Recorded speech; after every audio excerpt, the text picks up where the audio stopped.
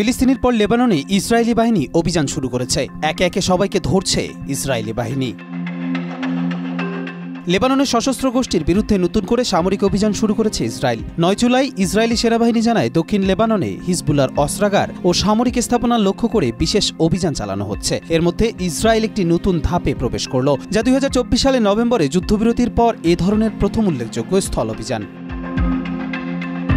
ইসরায়েলের দাবি, গোয়েন্দা তথ্যের ভিত্তিতে হিজবুল্লাহর অস্ত্র মজুদ ও সন্ত্রাসী অবকাঠামোর অবস্থান শনাক্ত করে এই আক্রমণের সিদ্ধান্ত নেওয়া হয়েছে। সেনাবাহিনীর পক্ষ থেকে অভিযান চলাকালে ধারণ করা একটি ভিডিও প্রকাশ করা হয়, যাতে দক্ষিণ লেবাননের একটি এলাকায় রাতের অন্ধকারে ইসরায়েলি সেনাদের অগ্রসর হতে দেখা যায়।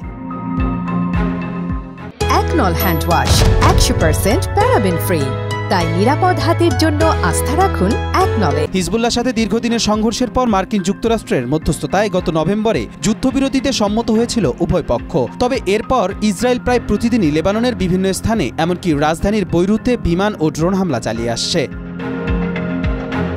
ইসরায়েল দাবি করেছে তাদের হামলার লক্ষ্য হিজবুল্লাহর অস্ত্র ডিপো ও যোদ্ধারা, কিন্তু বাস্তবে এসব হামলায় বহু সাধারণ মানুষ প্রাণ হারিয়েছেন এবং অসংখ্য বসতবাড়ি ধ্বংস হয়েছে, যা মানবিক সংকট আরও বাড়িয়ে তুলেছে।